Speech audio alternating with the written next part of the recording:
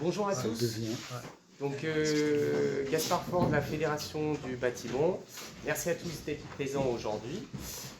Donc, il va y avoir deux interventions qui vont se suivre, se succéder.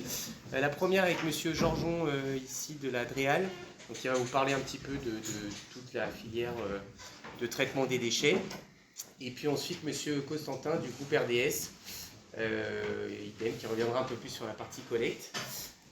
N'hésitez pas à poser vos questions aussi. Enfin voilà, l'idée c'est que ce soit vivant. Et je fais un petit focus sur la REP tout de suite. Mais comme vous devez tous le savoir, c'est encore un petit peu flou pour pas mal d'acteurs. Donc je pense pas que vous aurez toutes vos réponses aujourd'hui. Mais voilà, l'idée c'est d'apporter peut-être quelques éléments et en tout cas d'échanger un peu sur le sujet. Voilà, donc c'est un événement aujourd'hui qui est organisé avec FIBOA 42 et puis l'ALEC également. Et la Fédération du bâtiment. Et j'en profite pour remercier l'ENISE pour leur accueil. Donc, bonsoir à tous. Bertrand Georgeon, donc je suis chef du pôle déchets cités sols pollués au sein de l'unité interdépartementale Loire-Haute-Loire de la DREAL. Et effectivement, la Fédération du BTP a pris contact avec moi pour une présentation un petit peu sur la gestion des déchets du BTP. Alors juste pour vous dire en quelques mots, il y a une vingtaine d'années j'étais à vos places, donc, ici même. Voilà, je présente rapidement le secteur de la DREAL parce que le périmètre il est beaucoup plus large que celui de la gestion des déchets, puisque c'est la direction régionale de l'environnement, de l'aménagement et du logement. Et on travaille beaucoup sur toutes les thématiques que vous pourriez rencontrer, c'est-à-dire développement, aménagement durable, transition écologique et énergétique, la lutte contre le changement climatique, la biodiversité, les paysages, la prévention des nuisances, des risques et des pollutions, le logement, la construction, la rénovation urbaine, le transport, la mobilité durable et les infrastructures. En quelques mots, la gestion des déchets, elle arrive dans la partie prévention des pollutions, des risques et des nuisances. Donc c'est la seule, antenne qui est déconcentrée en département. D'habitude, toutes les missions sont exercées au niveau régional par la DREAL. En quelques mots, je vais vous présenter les définitions réglementaires de qu'est-ce qu'un déchet, comment on classifie un déchet, les principes et les stratégies et gestion des déchets, les différents acteurs qui interviennent, les documents de traçabilité des déchets, les installations de gestion des déchets. A noter effectivement que pour répondre aux propos de l'introduction, j'ai volé une présentation à l'ADEME sur la filière REP, donc je vous la ferai dérouler, mais c'est vrai que si vous avez des questions un peu précises, alors peut-être que vous trouverez les éléments que vous recherchez directement dans les diaporamas, mais si vous avez des questions, je peux les faire suivre à l'ADEME ou les poser. Alors en quelques mots, un déchet, ça c'est une définition européenne qui est partout pareille, qu'il faut connaître. C'est-à-dire qu'un déchet, c'est toute substance ou tout objet, ou plus généralement tout bien meuble, dont le détenteur se défait ou dont il a l'intention ou l'obligation de se défaire. Donc ça, c'est vraiment la définition qui est au niveau européen, c'est la directive, donc ça s'applique pour tous les pays, c'est la même chose. En France, on a transposé cette réglementation dans une loi déchets qui apparaît dans le Code de l'environnement. Et cette loi, elle est un peu plus précise. Elle renvoie la responsabilité de la gestion des déchets aux producteurs du déchet. Donc c'est ça le premier article, hein. Tout producteur ou détenteur de déchets est tenu d'en assurer ou d'en faire assurer la gestion. Le deuxième point, c'est que tout producteur ou détenteur de déchets est responsable de la gestion de ces déchets jusqu'à leur élimination en valorisation finale, même lorsque le déchet est transféré à des tiers. Alors ça, pour vous, ça ne parle peut-être pas forcément, mais c'est, vous avez un déchet, vous pensez en quelque sorte faire bien l'amenant dans une filière ou le confier à quelqu'un qui a l'habitude de traiter les déchets, et vous vous dites, en quelque sorte, c'est terminé, j'ai plus besoin de m'en préoccuper, j'ai confié en quelque sorte mon déchet à une entreprise qui est autorisée et adaptée. Et en fait, non. La responsabilité, elle vous confiera tout le temps, vous êtes le détenteur de ce déchet jusqu'à ce que la personne en fait, vous apporte la preuve qu'il l'a correctement traité ou éliminé. Mais il y a cette responsabilité qui perdure quelquefois bien plus longtemps que juste l'emmener dans une installation. Le troisième point, c'est effectivement que quand vous l'emmenez, ce déchet, il faut que ça soit dans une filière qui soit autorisée, donc qui bénéficie en fait des règles et des arrêtés autorisant à gérer les déchets. Et après, les producteurs et les personnes à qui vous confierez éventuellement vos déchets se doivent en fait de respecter en fait ce qui s'appelle, on y reviendra un petit peu tout à l'heure, le principe de proximité et de la hiérarchie des modes de traitement. Donc toujours dans l'idée de se dire maintenant, je confie un déchet à quelqu'un, l'idée c'est pas forcément de se dire la seule solution c'est de l'enfouir ou de le brûler, c'est de trouver des moyens de le réutiliser. Et les producteurs ou les détenteurs de déchets ne peuvent éliminer ou faire éliminer dans les installations de stockage de déchets que des déchets ultimes. Donc ça revient effectivement à ce que je disais juste avant, c'est-à-dire qu'il existe des solutions d'enfouissement, d'incinération, mais maintenant ne sont admis dans ces installations que des déchets qu'on ne peut pas recycler. Alors, par rapport à la définition de déchets, le premier point, c'est que par rapport au secteur du bâtiment, les bâtiments et les sols non excavés ne sont pas des déchets. Les sédiments gérés au niveau des eaux de surface ne sont pas des déchets, et les déchets agricoles et forestiers gérés au sein de l'exploitation ne sont pas des déchets. Ce qu'il faut avoir en tête pour vous résumer un petit peu ce qu'a voulu faire le législateur, c'est de se dire aujourd'hui, quand vous travaillez au sein de votre propre établissement, tant que le déchet ne sort pas de chez vous, en quelque sorte, il n'a pas pris réellement le statut de déchet. Vous pouvez en faire ce que vous voulez. Par contre, dès lors qu'il va sortir d'établissement, c'est le cas notamment des terres, vous avez un chantier de BTP, prenons l'exemple, on dit, le premier article, c'est les sols excavés ne sont pas des déchets, mais on voit bien que le sol, c'est pas un déchet, mais dès qu'on donne un coup de pelle et qu'on lève la terre, ça devient un déchet parce qu'on a décidé d'effectivement soit de faire une fondation, soit de faire comme ça, et on n'en a plus l'utilité. Donc cette définition, on va dire européenne, c'est dès lors que j'ai donné un coup de pelle, ça devient un déchet, et en France, on l'a retransposé en disant ça sera l'utilisation qui sera faite dès lors que ça sort du périmètre du site. Donc, mettez-vous ça, c'est pour ça aussi que pour les déchets agricoles ou forestiers, tant que ces déchets ne sortent pas en fait des forêts, ils restent au sein de l'exploitation, ils ne sont pas considérés comme des déchets. Donc on ne va pas demander à une personne de se dire vous avez ramassé les branches d'arbres que vous avez mal coupées ou des choses comme ça, tant que ça reste au sein de son exploitation.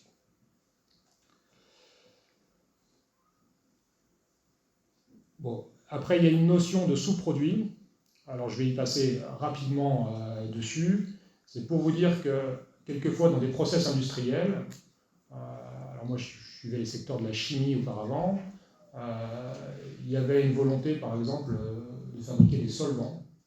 Quand vous fabriquez des solvants, en fait, vous faites réagir du chlore avec du fluor. Vous remplacez les atomes de chlore par du fluor ou inversement. Et en fait, vous avez en quelque sorte un sous-produit qui peut être soit de l'acide chlorhydrique, soit de l'acide fluorhydrique. Et ça, effectivement, c'est la même composition que le produit pur. Et donc, même si ce n'était pas votre objectif en fait, de fabriquer de l'acide chlorhydrique ou de l'acide fluorhydrique, on considère que c'est un sous-produit parce qu'il a exactement les mêmes caractéristiques que le produit chimique que vous voudriez faire et qui arrive en trop dans la réaction. Donc, malgré que ce n'était pas votre volonté, que vous ne saviez pas quoi en faire forcément au départ, on ne l'attribue pas parce que votre volonté c'est de fabriquer du solvant, vous pouvez effectivement démontrer que vous avez un sous-produit. Dans ces cas-là, il faut exactement qu'il ait les mêmes caractéristiques que le produit. Et alors, quand est-ce qu'on cesse d'être un déchet? Une fois qu'on a traité et subi une opération de valorisation, quand on est utilisé à des fins spécifiques, qu'il existe une demande et qui répond à un marché. Donc vous ne pouvez pas décider demain de vous dire, ah ben, tiens, j'ai un déchet, mais en fait c'est un produit parce que je le trouve génial. S'il n'y a personne qui le veut et que vous ne savez pas quoi en faire, ça restera un déchet. Il remplit des exigences techniques et spécifiques et respecte les normes applicables au produit. Donc ça, les normes applicables au produit, ça veut dire qu'il faudra le renseigner sur REACH et il n'aura pas d'effet nocif sur l'environnement ou la santé humaine. Alors, une petite présentation pour vous dire, effectivement, tout à l'heure j'ai dit l'ADREAL, je l'ai présenté rapidement. Dedans, une des missions de l'ADREAL, c'est le contrôle des installations classées. Donc les installations classées, les centres de tri, les installations qui traitent les déchets, sont des installations classées et sont suivies par les inspecteurs de l'environnement. Et donc, ils exercent à ce titre-là la police à la fois des ICPE, mais la police aussi des installations classées. Et donc, il existe des règles à respecter, notamment le Code de l'environnement. Il prévoit que la première chose, c'est de respecter, on peut agir en faisant des mises en demeure, c'est-à-dire en rappelant aux exploitants de ces installations, mais également aux producteurs de déchets, la réglementation et lui dire de gérer son déchet comme il peut. Et sinon, on a la possibilité de proposer des sanctions financières à l'encontre de l'exploitant, mais aussi à l'encontre du producteur de déchets. Alors derrière, je vous ai dit, il existe 5 quelque sorte sanctions possibles dans le Code de l'environnement. La première, c'est la consignation de somme, c'est-à-dire qu'on pourrait aller voir un producteur de déchets et lui dire on consigne une somme dans l'attente que vous ayez traité conformément ce déchet, ou alors on peut directement proposer une amende ou les deux, une astreinte financière, des travaux d'office, notamment l'évacuation de déchets quand ces déchets ils sont entreposés, voire la suspension d'activité quand c'est des installations classées. Il y a un petit point précis aujourd'hui, c'est-à-dire qu'aujourd'hui je vous présente que c'est des inspecteurs de l'environnement qui, en quelque sorte, font respecter la loi sur le déchet. En fait, la loi, elle est faite, le pouvoir de police est confié au préfet pour ces installations-là, mais au maire pour tout ce qui est, on va dire, les dépôts sauvages que vous pouvez avoir à faire. C'est-à-dire les installations classées, c'est le préfet. On va dire le tenant, l'entrepreneur scrupuleux qui, en quelque sorte, déverse sa camionnette de déchets dans la nature, c'est le maire qui est responsable et qui est autorité de police et qui peut prendre des sanctions à l'encontre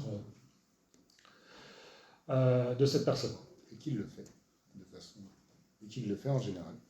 Oui, bah oui, surtout s'il arrive à le retrouver, quoi. La classification des déchets, donc chaque déchet en fait doit disposer d'un code. Il y a une nomenclature qui existe et qui a défini chaque type de déchet. Elle est codée sur 6 chiffres et normalement on retrouve en fait toutes les informations qui vous permettent de définir quel est votre déchet. Donc ça ne sert à rien d'inventer, de dire vous avez un déchet spécifique, il faut se référer à cette nomenclature pour codifier votre déchet. Après, vous pouvez toujours effectivement demander auprès de la Commission européenne par un État membre, mais voilà, en principe, aujourd'hui, voilà, tous les déchets sont définis. Alors, je vous mets un petit exemple ici concernant le bois. Donc, on voit 6 chiffres, hein, si on va directement à les 2 premiers 0,3 vous disent l'origine, hein, déchets provenant de la transformation du bois et de la production de panneaux et de meubles, de pâte à papier et de papier de carton. Et ensuite, vous avez le 0,1 qui est déchets provenant de la transformation du bois et de fabrication de panneaux et de meubles. Et après, dedans, vous avez 4 possibilités. Soit c'est des déchets d'écorce, soit c'est des sciures de bois contenant des substances dangereuses ou n'en contenant pas. Et puis alors, si jamais vous n'aviez pas rentré dans cette classification, vous pouvez utiliser les 2 derniers chiffres qui sont un code 99. Je précise, si vous le regardez, il y a une petite étoile Astérix qui est marquée au niveau de du quatrième code déchet 030104, qui signifie en fait quand il y a la série X que c'est un déchet dangereux. Donc dès lors que voilà, il appartient au producteur de déchets de définir si son déchet est dangereux ou pas. Si on n'est pas capable de le définir, on considère que le déchet est dangereux par définition.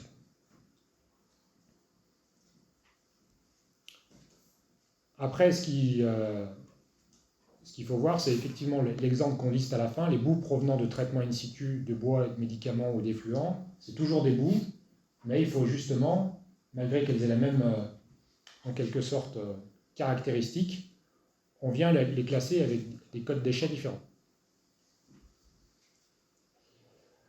La notion de dangerosité. Alors, je ne sais pas si vous allez un jour être confronté à cette problématique-là, mais ce n'est pas la provenance du déchet qui détermine son potentiel de danger. C'est vraiment les caractéristiques du déchet, ses composés, qui vont justifier ou pas qu'il est dangereux ou pas vis-à-vis de l'environnement. Alors il existe un guide qui est assez complexe. C'est un guide de l'INERIS de février 2016 qui propose différentes méthodes pour justifier que son déchet il est dangereux. Alors je vous le cite pour mémoire, mais vraiment à appliquer. Il faut en quelque sorte décomposer tous les composés que contient votre déchet. Regardez si il contient par exemple du chlore, du fluor, tous les paramètres, toutes les molécules que vous pouvez trouver dans votre déchet, et voir si les concentrations qu'il pourrait atteindre dans ce type de déchet, elles pourraient conduire à lui faire dépasser les seuils. Donc c'est assez fastidieux. Donc essayez effectivement d'avoir une bonne connaissance de vos déchets pour pouvoir dire qu'ils rentrent directement dans la liste définie ci-dessus. Après, dans ce guide, on renvoie aux caractéristiques des déchets. Donc ça, c'est un petit peu ce que vous pouvez voir dans les fiches de données de sécurité. Se dire, est-ce que, quelque sorte, c'est la même chose pour les produits ou pour les déchets, est-ce que c'est explosif, est-ce que c'est comburant, est-ce que c'est inflammable, est-ce que ça dégage, voilà. Et c'est comme ça qu'on arrive à caractériser si le déchet il est dangereux.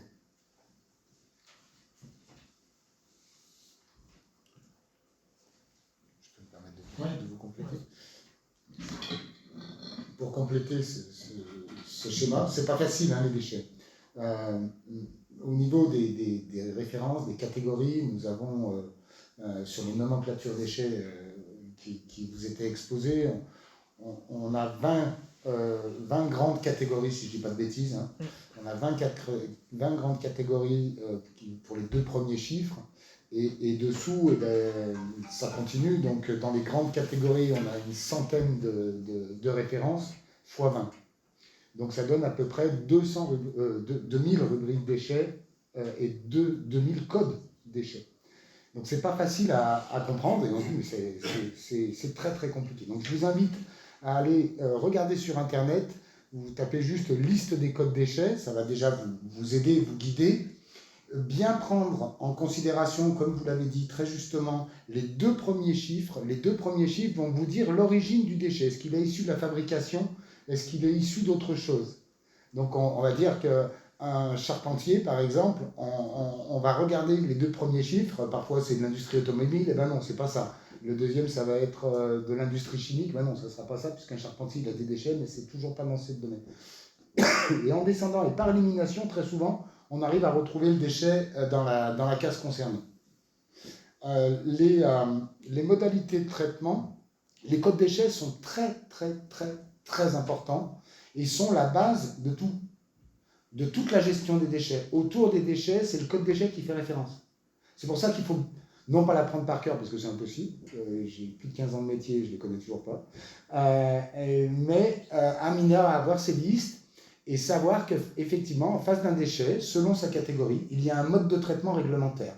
Les déchets dangereux notamment, donc tous les codes qui ont une petite étoile, sont des déchets qui vont devoir être orientés vers des installations qui vont gérer les déchets dangereux et qui sont autorisées à le faire. Elles sont autorisées parce qu'elles ont monté des dossiers ICPE, donc qui ont monté des dossiers de demande d'exploitation, qui ont été visés et validés par les services de l'administration et de l'ADREAL, d'ailleurs.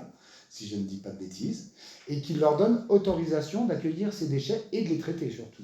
Parce que l'accueil c'est une chose, le traitement en est une autre.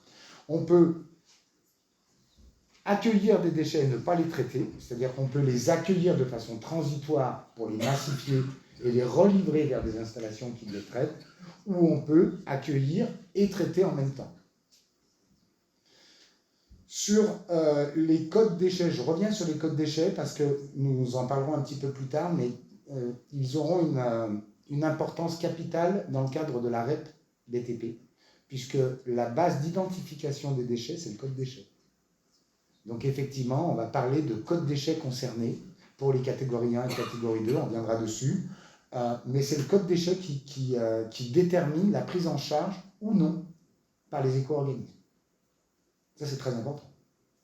Donc, il appartient, en règle générale, comme vous l'avez dit très justement, au producteur de déchets, et c'est pas facile pour lui, notamment dans le BTP, parce qu'il y a une variété très grande de déchets, de déterminer les codes déchets qu'il va confier soit aux acteurs de l'éco-organisme, soit à son collecteur de déchets habituel. Tout repose sur les codes déchets de nouveau.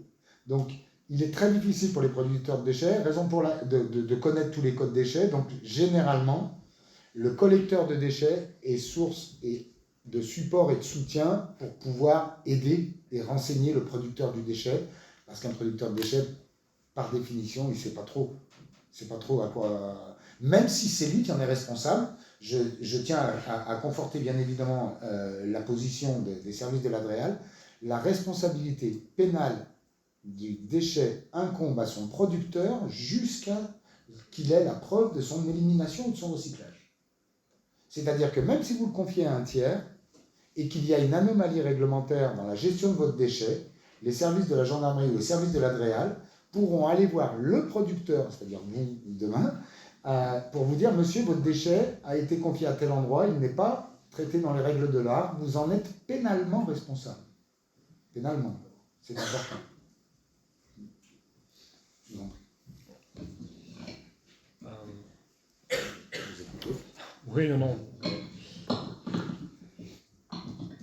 Juste pour passer maintenant à tout à l'heure, on a abordé la stratégie de gestion des déchets. Donc vous verrez les différents termes qui apparaissent. La prévention, le réemploi, la gestion, la collecte, le traitement, la réutilisation, la valorisation, le recyclage, l'élimination et le tri. Le tri à la source, la collecte, voilà. Toute activité, en fait, de traitement et de gestion de déchets, on va définir des modes de traitement qui sont hiérarchisés. C'est-à-dire qu'aujourd'hui, on essaye plutôt de favoriser justement la réutilisation. Ce que je vous disais au début, c'est-à-dire qu'on va aller en dernier lieu dans les installations d'élimination et on a pour objectif d'aller vers un maximum de recyclage, vers un maximum de valorisation et à la fin d'élimination. Donc, si on regarde le recyclage, alors la première fois, c'est, je dirais, avant le recyclage, il y a même la réutilisation. C'est-à-dire que, est-ce que, avant que ça devienne un déchet, on ne peut pas réutiliser ce qu'on souhaite éliminer comme un déchet, voilà. Et après, si on ne peut pas, il y a le recyclage. Donc, on voit la définition du recyclage, toute opération de valorisation par laquelle les déchets, y compris les déchets organiques, sont traités en substances, matières ou produits, aux fins de leur fonction initiale ou à d'autres fins. Donc là, c'est la différence avec la réutilisation, c'est-à-dire que la réutilisation, on va avoir un déchet qui va pouvoir être réutilisé de manière identique à ce qu'il était à sa manière initiale. Le recyclage, c'est en quelque sorte, vous avez une bouteille en plastique et ça devient une polaire demain. Ça, c'est du recyclage. En revanche, tout ce qui est valorisation énergétique des déchets, c'est-à-dire que, mettons que vous décidez d'incinérer le déchet, de récupérer la chaleur produite par les déchets, ce n'est pas du recyclage. L'opération suivante, c'est la valorisation, dont le résultat sert à des fins utiles à d'autres substances. Donc, c'est par exemple, pour le BTP, le remblayage, c'est-à-dire que vous avez démoli un bâtiment, et ben en fait, les matériaux que vous avez démolis, ils peuvent servir à du remblayage. Ça, c'est de la valorisation. Et enfin, l'élimination, c'est toute opération qui n'est pas de la valorisation. Alors, on va dire que pour le remblayage, ça pourrait être le cas de vous dire aujourd'hui, ben en quelque sorte, je démolis un bâtiment. Soit vous avez une utilité d'un point de vue urbanisme, à vous dire que vous pouvez réutiliser les déchets du bâtiment, par exemple pour construire une route qui a une utilité publique, mais vous pourriez tout simplement vous dire, ben, en quelque sorte, je viens combler un vallon, ça n'a pas d'utilité, mais je viens les déposer ici, c'est ce qu'on appelle une installation de stockage de déchets inertes. Là, c'est de l'élimination. Donc c'est vraiment l'utilisation qui va faire encore la différence sur est-ce que c'est une opération de valorisation ou est-ce que c'est une opération d'élimination. Après, il y a quelque chose qui est aussi important, et ça, je pense que vous pourriez en parler mieux que moi, c'est-à-dire qu'aujourd'hui, en quelque sorte, il y a le cours des matières premières, mais il pourrait y avoir le cours des déchets. C'est-à-dire qu'on imagine bien que quand tout augmente, toute inflation, et ben, réutiliser, ça devient compétitif. Recycler, ça devient compétitif. Et donc, il y a quelques fois où, par exemple, je dirais, il y avait des déchets de bois, des choses comme ça qui venaient s'accumuler dans les centres de tri parce qu'ils ne trouvaient pas d'exutoire, parce que ça coûtait plus cher d'aller rechercher directement, de valoriser et de refaire, je dirais, des produits, de recycler du bois, plutôt que d'aller directement en forêt récupérer du bois, ou alors les matériaux premiers, les bétons, des choses comme ça, d'aller dans une carrière, ça coûte moins cher que de recycler des matériaux. Et donc, en fonction des cours, et c'est pour ça que cette dernière phrase, elle se dit que opération associée à la définition du déchet ultime est ultime un déchet qui n'est plus susceptible d'être utilisé ou valorisé dans les conditions techniques et économiques du moment. Donc des fois, quand on produit trop, eh ben, on va avoir du mal effectivement à valoriser les déchets. Mais je vous prends des exemples d'industriels qui vont avoir dans leurs déchets des matériaux assez rares comme du lithium, des choses comme ça. Et là, ils vont prendre de la valeur. Et à un moment donné, ça va devenir économiquement intéressant d'aller recycler ces matériaux-là, parce que le cours des matières premières a tellement augmenté que ça devient intéressant de les recycler. Et ça, je dirais, c'est fluctuant. Et ça, c'est un peu, je dirais, le rôle du centre de tri, de se dire, effectivement, d'aller chercher des marchés pour valoriser ces déchets et de savoir si c'est économiquement ou pas intéressant de les valoriser. En tout état de cause, je me permets,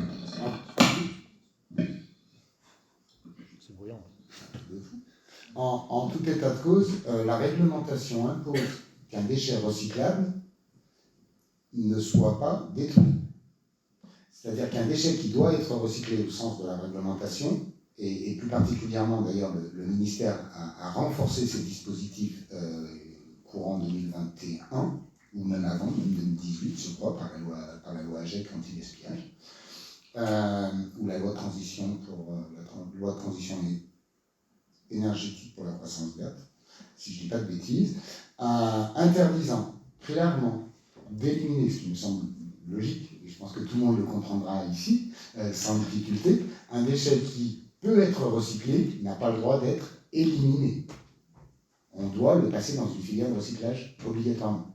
C'est-à-dire qu'il ne sera pas admissible, il ne sera pas autorisé à être enfoui ou incinéré s'il est recyclable, puisque monsieur vous a donné la hiérarchie d'ailleurs des préconisations en termes de traitement des déchets, et la première c'est bien le recyclage effectivement qui est listé, enfin il y a le réemploi d'abord comme vous l'avez très justement dit, et le recyclage qui est en deuxième. Ah oui, je vous en prie. Oui, j'ai une question justement sur le sujet de la hiérarchie de traitement des déchets. Oui.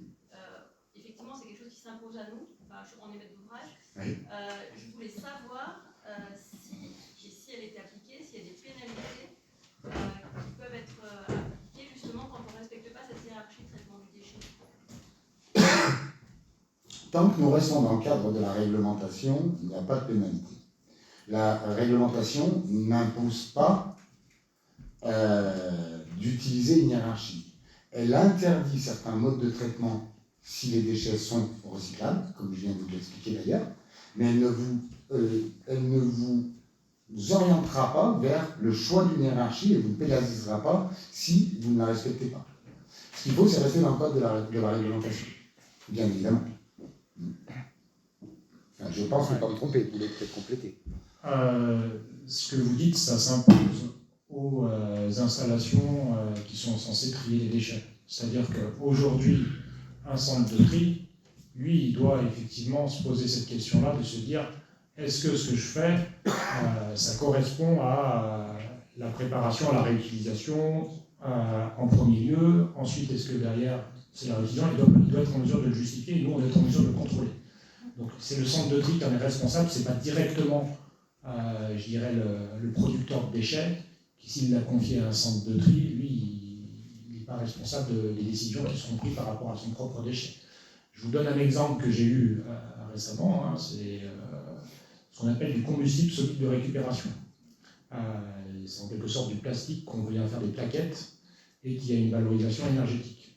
Aujourd'hui, ce combustible, on peut le recycler dans ce qu'on appelle des chaudières spéciales, qu'on appelle les chaudières CSR, qui valorisent énergétiquement ce combustible solide de récupération. Sauf qu'en fait, en France, on a très peu de chaudières CSR. Pour l'instant. Pour l'instant. Et donc, il y a des producteurs de CSR, aujourd'hui, qui ont produit ces CSR et qui ne savent plus quoi en faire. Et donc, la question qui se pose, c'est est-ce que ce CSR, comme il n'y a pas de débouché ou il n'y en a pas suffisamment, est-ce qu'on peut l'enfouir ou pas? Donc là, c'est les questions qu'on se pose. Donc c'est un exemple parmi d'autres, mais voilà, aujourd'hui, il faut essayer de respecter la hiérarchie des modes de traitement. Alors juste, en rouge, ce que j'ai mis, c'est effectivement tout un chacun, bon, quand on produit des déchets dans l'entreprise, ben c'est ce que je viens de vous dire, mais pour les ménages, ça ne s'applique pas. C'est une petite exemption.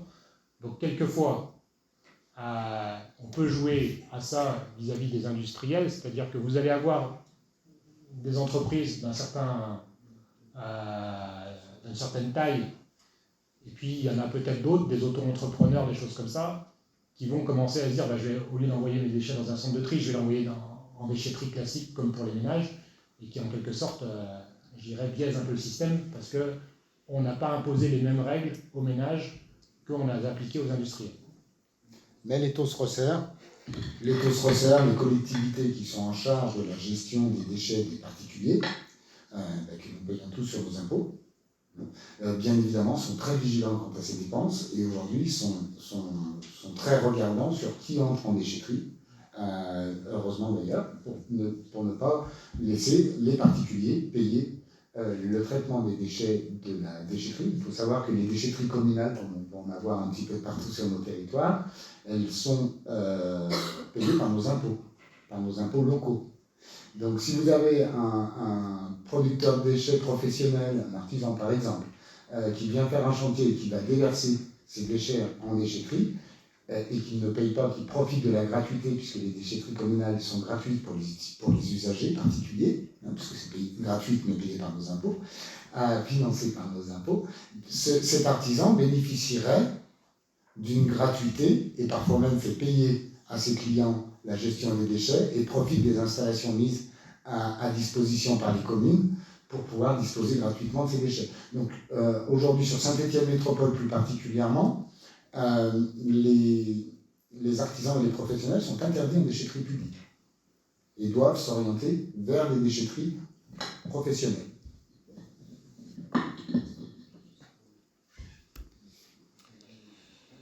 Juste à la précision près que les entreprises payent quand même la taxe d'enlèvement des ordures ménagères aussi. Voilà. Alors, grand sujet. Mais je peux vous répondre avec les peu de connaissances que j'ai. Sachez que je suis centre de tri et que je paye moi-même la taxe pour le traitement des ordures ménagères que je ne produis pas. Effectivement, les collectivités, et c'est de la responsabilité des collectivités, d'appliquer à toutes les entreprises un quota. Alors, il va varier selon les communes, mais généralement, je ne pense pas me tromper, de 1000 litres par semaine pour un enlèvement 1100 litres, merci de le préciser. Ça 1100 litres par semaine pour pouvoir bénéficier d'une collecte qui sera payante, puisqu'effectivement, il y a une taxe qui s'appelle la TEOM, qui est une taxe annuelle qui est à payer pour ce service d'État. Si vous décidez de ne pas confier la collecte de vos déchets à la collectivité en disant « moi, je ne veux pas de poubelle, laissez-moi tranquille », je mets une benne parce que j'en ai trop, de toute façon, ça ne me servira à rien, donc je veux m'exonérer de la taxe, la collectivité peut accepter ou refuser et vous dire « monsieur », elle a les deux options, hein. Monsieur ou madame… Ça dépend des collectivités. Alors, Saint-Étienne Métropole peut-être le refuse, je ne saurais pas forcément le dire, mais j'ai des échos de mes clients, puisque j'opère sur la région. La collectivité pourra dire, vous êtes payé, vous la payez, vous en profitez, vous n'en profitez pas, c'est votre choix, mais vous la payez. Ou d'autres collectivités pourront dire, écoutez, on comprend, on va border toute la zone où on ne viendra plus collecter. Comme ça, on n'enverra pas les camions, parce que c'est vrai que c'est un service de tournée de camions. S'arrêter ou non devant une seule entreprise, ça ne change pas grand-chose à la tournée du camion. Donc, ils peuvent dire, on peut prendre la décision, si on a un collectif qui refuse effectivement nos services, eh ben, on peut, si tout le monde est d'accord, on ne collectera plus sur ce segment-là, et dans ce cas-là, effectivement, on pourra exonérer tout le monde. C'est vraiment au choix de la collectivité.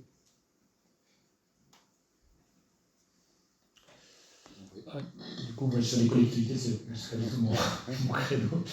Mais je vous ai remis ici, effectivement, les objectifs qui sont définis dans la loi pour la transition énergétique et la croissance verte. Donc, de valoriser effectivement 65% des déchets non dangereux en valorisation de matière, 70% du reste en énergétique, et moins 50% par rapport à 2010 de déchets éliminés.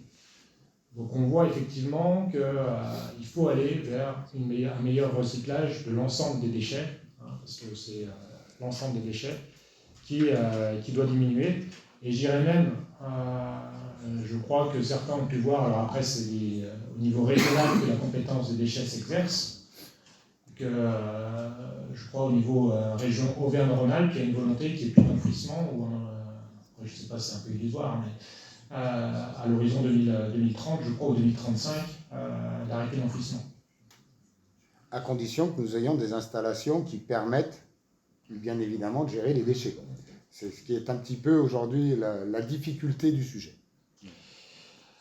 Excusez-moi, la limite de réalisation, c'est clairement les méthodes de recyclage et la capacité, parce que en fait, tous les déchets issus du bâtiment sont quand même collectés, ils ne restent pas sur site, donc ils sont forcément envoyés en centre de tri ou en déchetterie, je ne sais pas. Mais en gros, c'est la capacité qu'on a aujourd'hui à les trier. C'est pas uniquement une question de tri. Le tri est important. De recyclage, je veux dire. Voilà, il faut bien faire le distinguo. C'est vrai qu'il y a des mots-clés, comme vous le disiez tout à l'heure, il y a des mots-clés. Le recyclage, dans les grandes lignes, fonctionne, il est sans limite. Mais il ne faut pas se tromper, le recyclage est une science exacte. On ne recycle pas tout et n'importe quoi. Il n'existe pas d'annuaire du recyclage. Donc, il convient au centre de tri de prendre des attaches avec des industriels qui vont utiliser les matières recyclables comme une matière première de substitution par rapport à leurs approvisionnements habituels. Par exemple, parce que ce sera plus facile comme cela, pour fabriquer du papier, à la base, on utilisait du bois.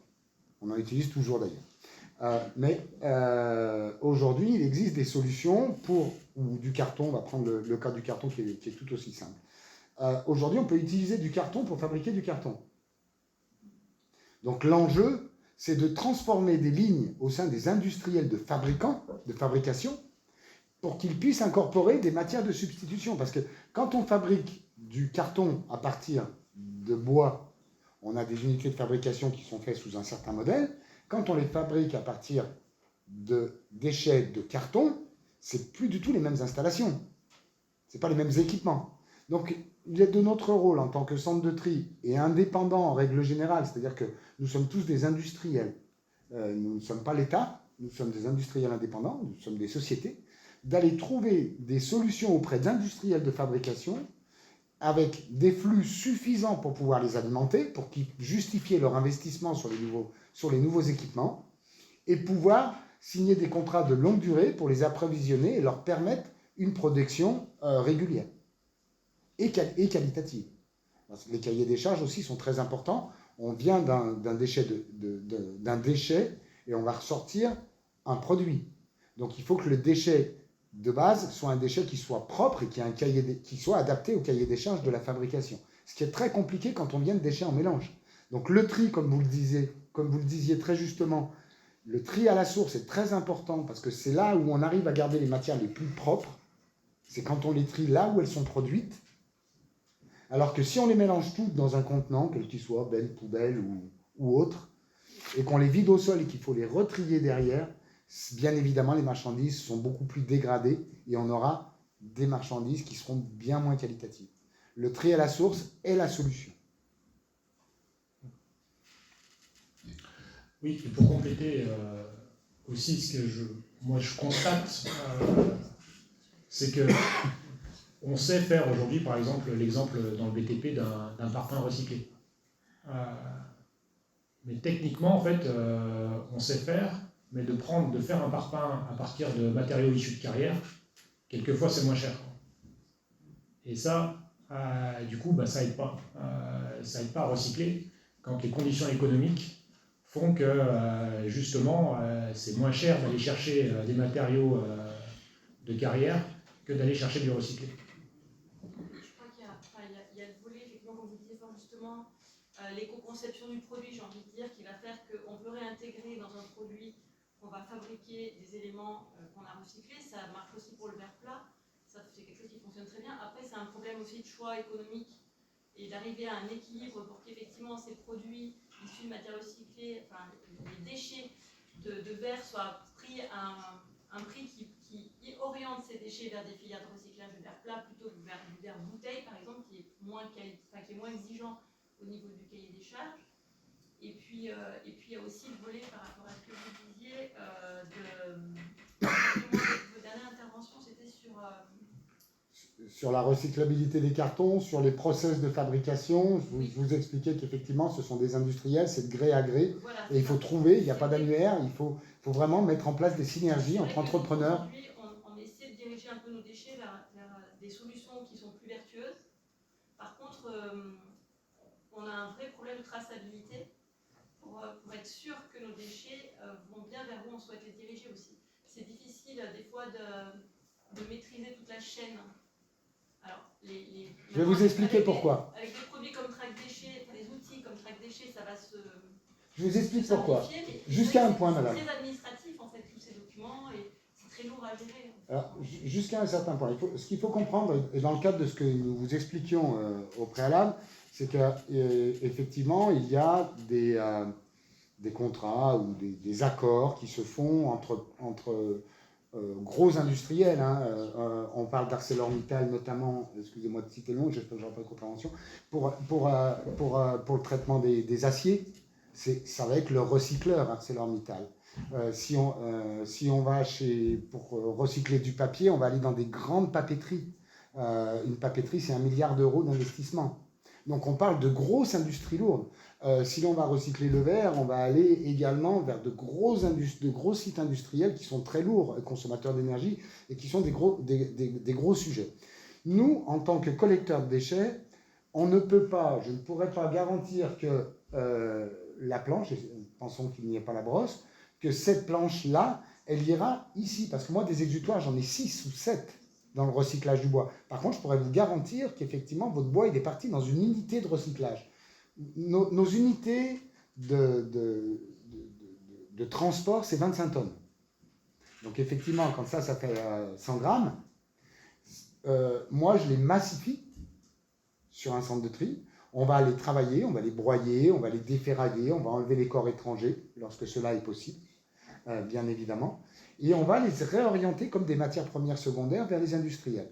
Mais effectivement, cette petite planche de bois, elle va partir dans un lot X, dans un lot Y, dans un lot Z. Et ça, celle-ci, on ne pourra pas la pucer et savoir exactement sa finalité.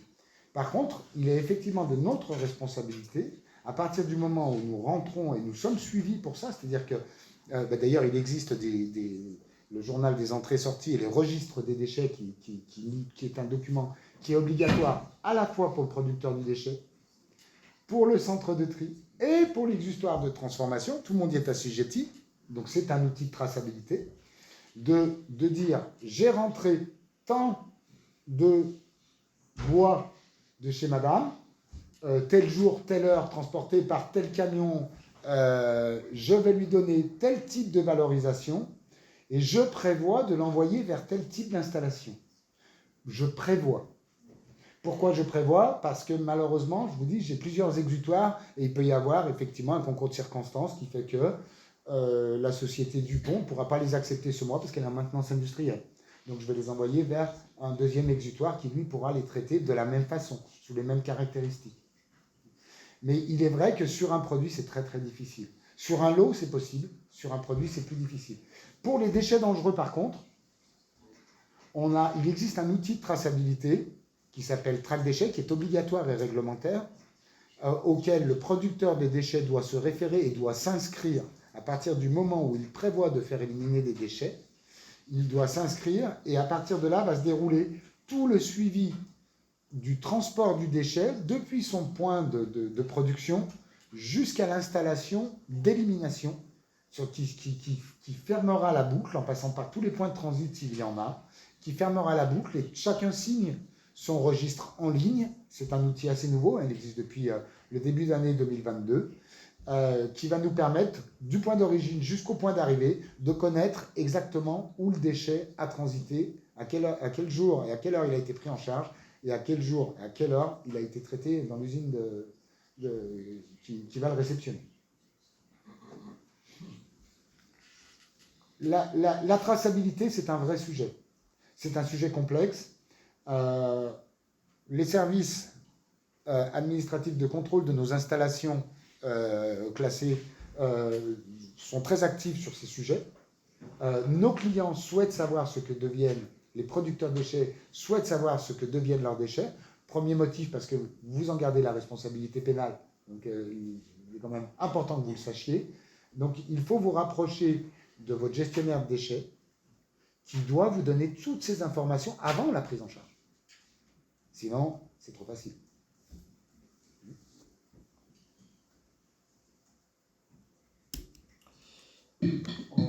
On passe du coup à un autre aspect qui est le tri 7 flux. Vous avez dû entendre parler, qui est un peu la nouveauté. Avant, on entendait parler du tri 5 flux. Maintenant, on est passé à 7 flux. Alors, les 5 flux, c'est ce que vous voyez marqué effectivement en vert en haut pour les industriels. Donc, papier, carton, plastique, bois, métal, verre. Et donc, viennent se rajouter 2 flux qui correspondent au flux des déchets du BTP, qui sont les fractions minérales et le plâtre. Donc, ce qui veut dire, en fait, quand on parle de flux, c'est-à-dire d'être en mesure pour un industriel de différencier ces types de flux pour les faire collecter. Il y a la possibilité encore de la collecte en mélange, puis parce que chaque industriel n'a pas la mesure d'avoir en quelque sorte, ou la place suffisante d'avoir des bennes dans son installation pour les gérer différemment. Mais l'idée, c'est qu'il y ait bien, quand on parle de flux, qu'on puisse retrouver ces flux après chez un centre de tri et qu'ils soient capables de les distinguer, notamment pour les traiter. Je fais un petit aparté sur le plâtre. Aujourd'hui, le plâtre, c'est difficile déjà à trier, mais c'est très important aussi à trier. C'est très important pour quelle raison? C'est-à-dire qu'aujourd'hui, en fait, dès que vous avez un petit peu de plâtre dans vos déchets du BTP, ça vous déclasse en quelque sorte l'exutoire possible. C'est-à-dire que les déchets du BTP, on appelle ça des déchets souvent inertes, les bétons, tout ça, voilà, les pierres, c'est des déchets inertes. Tuiles, briques, gravats. Voilà. Vous y rajoutez du plâtre dedans, ils perdent ce caractère inerte en fait. Parce que quand on va faire des mesures, on va retrouver dans le plâtre des composés organiques totaux, des choses comme ça qui vont se lixivier dans l'environnement, alors que le principe justement des déchets inertes, c'est qu'ils n'aient aucun effet sur l'environnement. Donc le plâtre fait partie, pour moi, effectivement, des choses sur lesquelles il faut être extrêmement vigilant, notamment aussi sur les déchetteries publiques en tant que particulier, parce que derrière, ils amènent des bennes en gravat et tout ce qui en mélange. Et c'est vraiment cette fraction-là de plâtre qu'il faut arriver à sortir pour pouvoir, en fait, quelque sorte, conserver les déchets inertes. Et quand on dit conserver les déchets inertes, derrière, on est passé, je n'ai pas parlé, mais on va dire qu'il y a 3 flux de déchets. Il y a les déchets inertes qui correspondent à la majorité, les déchets qui sont non dangereux, qui vont être les déchets des ménages, par exemple, ça, ils sont dans des installations non dangereuses, et puis les déchets dangereux. Et en quelque sorte, alors, vous connaissez mieux les coûts que moi, parce que Je les connais. Mais entre un déchet inerte et un déchet non dangereux, je pense qu'il y a un facteur 20. Fois 10. Fois 10, ouais, voilà, j'étais peut-être un peu exagéré. Voilà, il y a un facteur 10 entre les deux. Donc, et souvent, d'être juste déclassé parce qu'on n'a pas trié le plâtre, voilà, ça vaut le coup de trier le plâtre, parce que derrière, on va déjà avoir moins cette problématique vis-à-vis de l'environnement, et on va pouvoir aussi diminuer les coûts de gestion, parce que derrière, les installations qui peuvent et qui les accueillent, derrière, elles sont moins exigeantes. Une installation de déchets dangereux, pour éviter que les déchets aient un effet sur l'environnement, il va d'avoir une barrière physique avec de l'argile pour empêcher la lixiviation de tous les déchets, alors que les déchets inertes, en quelque sorte, il y a beaucoup moins besoin de surveillance dans l'environnement, parce que mettre un caillou à quelque part, ça n'a jamais eu d'effet sur l'environnement. Donc on est beaucoup moins exigeant, donc du coup, le coût de stockage est moindre. Par contre, attention à ce qu'on mette bien les matériaux dans les bonnes filières, parce que sinon on a des problèmes après pour gérer les filières.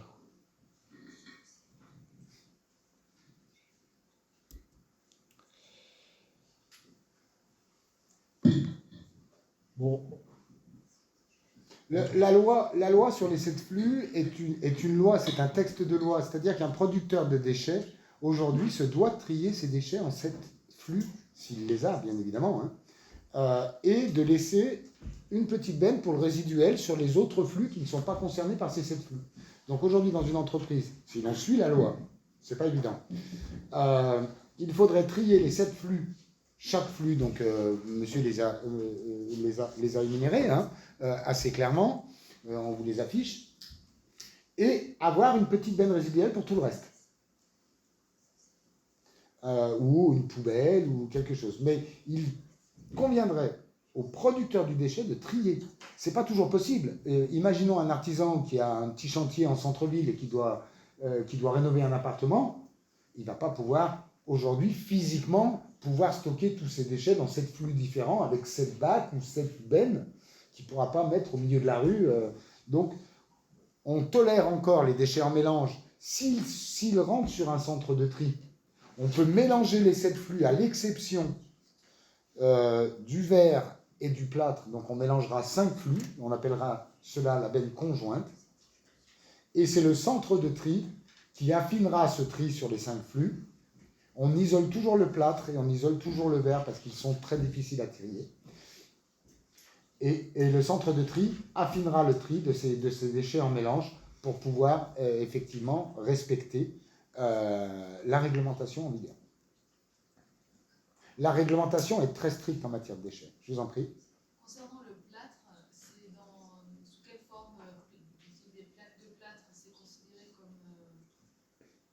Alors aujourd'hui, au sens de la réglementation, mais plutôt de la REP BTP sur laquelle on va arriver d'ailleurs, seul le plâtre nu en termes de la plaque, du placo ou du carreau. Les placos complexes avec des isolants ou avec du carton alvéolé ne sont pas aujourd'hui, dans le cadre de la REP, ne sont pas pris en charge par la REP. Par contre, ils restent recyclables. Il ne faut pas qu'ils soient mélangés avec les plâtres nus. Donc ça fait encore des flux différents. Sur le plâtre, on a 2 flux. On a le plâtre lisse, le panneau ou le carreau. C'est un flux. Et le deuxième flux, c'est tous les panneaux complexes avec les isolants ou alvéolés. Les panneaux de plâtre, dans le cadre d'une déconstruction, peuvent encore avoir des revêtements de tapisserie ou de la peinture. On n'est pas obligé de recycler des matières neuves. Par contre, il ne faut pas qu'il y ait toute la visserie qui tient, le petit bout de bois derrière pour le plaquer. Non, il ne faut pas qu'il y ait de corps étranger, sauf les éléments de tapisserie sont acceptés. ne faut pas qu'il y ait du carrelage dessus, par exemple, parce qu'on ne pourra pas recycler le plâtre. C'est assez basique, hein, finalement, le recyclage. Je refais du bois avec du bois, je refais du plâtre avec du plâtre, je refais de l'acier avec de l'acier, je refais du papier avec du papier. Finalement, on n'a pas trop à réfléchir, mais il faut arriver à le respecter, et ça, c'est plus compliqué.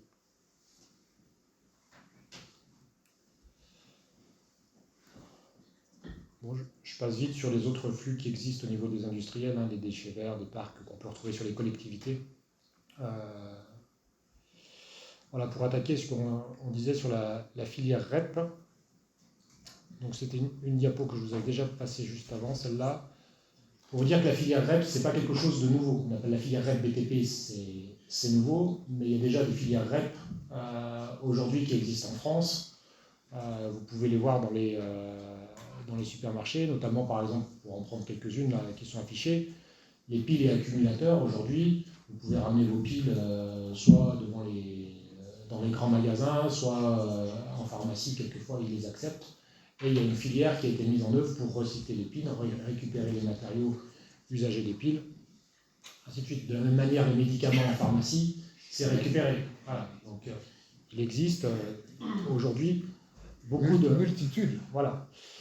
Et ce qui est intéressant, c'est quand même ce qu'on voit sur la droite ou la gauche, je ne sais plus dans quel sens. Moi, à droite, ça s'affiche, de tout ce qui nous attend à l'avenir, c'est-à-dire qu'on voit qu'on va de plus en plus aller vers la création de filières REP voilà, sur le lubrifiant, les jouets, le bâtiment, les emballages de la restauration, le textile sanitaire, voilà, les emballages industriels et commerciaux. Donc voilà, en quelque sorte, c'est l'avenir. La REP, c'est quoi? La REP, c'est la responsabilité élargie du producteur. C'est la définition du mot REP. C'est-à-dire que tout metteur sur le marché, qu'il le produise ou qu'il l'importe, peu importe, donc français, hein, sur le marché français, tout metteur sur le marché français doit payer une taxe pour participer à la fin de vie des matériaux qu'il produit. Ça, vous voyez, en tant que particulier, vous pouvez l'avoir, des fois c'est affiché sur les... L'éco-contribution. Voilà. Quand on achète une télé, on paye 0,x ou 3 euros d'éco-participation. Ces 3 euros, en fait, c'est le producteur qui va les collecter, le producteur du déchet, et qui va les reverser à l'éco-organisme pour qu'il puisse gérer la fin de vie des produits qu'il a mis sur le marché, puisque ce sont des produits polluants. Donc on est dans un système assez vertueux en disant producteur, pollueur, payeur, tu mets sur le marché, tu payes. Donc on a mis en place un système de taxes, et bien évidemment celui qui paye la taxe c'est toujours contribuable. C'est naturel, c'est comme ça que ça fonctionne. Donc il existe des mécanismes en disant tout cet argent collecté par les éco-organismes est redistribué sur le terrain pour pouvoir éliminer tous ces déchets correspondants. Et donc il y a des budgets qui sont allotis pour gérer la fin de vie des produits. Le prix d'éco-participation, qui le fixe? Alors, c'est l'éco-organisme en accord avec l'État, avec le ministère. Et ce ne sont pas les entreprises? Absolument pas. C'est l'éco-organisme qui fixe ses barèmes. Tout à fait. Ça me permet il est réévalué tous les ans. Pardon? Parce que le prix est réévalué. Il est réévalué tous les ans. Je n'en sais rien. Parce que c'est l'éco-contribution, vous savez qu'on paye tous sur l'achat. Il y a bien évidemment une forme de réévaluation, puisque la vie ne va pas en simplifiant et les prix ne vont pas en baissant. Donc je pense qu'il y a des réévaluations qui doivent être faites. Je sais que les éco-organismes sont agréés pour une période donnée, c'est-à-dire qu'un éco-organisme n'est pas agréé à vie et doit resoumettre une candidature au terme de 5 ans ou 10 ans, ça va dépendre des agréments qu'il a obtenus, pour être éligible à collecter et à redistribuer cet argent auprès des sociétés qui vont gérer l'élimination des déchets. Ce qu'il faut comprendre pour la difficulté pour les entreprises, c'est que l'éco-contribution, justement, elle est différente pour chaque éco-organisme. Et chaque éco-organisme, puisqu'il y en a 4 pour le REP-NCD, va définir son propre barème. C'est l'enfer. Donc, effectivement, c'est très compliqué aujourd'hui. Enfin, moi, je suis industrielle en Nord-Site, en construction bois. Et aujourd'hui, on a des produits qu'on va acheter sur lequel on ne va pas payer la même contribution en fonction des co-organismes qui sera choisi par le metteur en marché.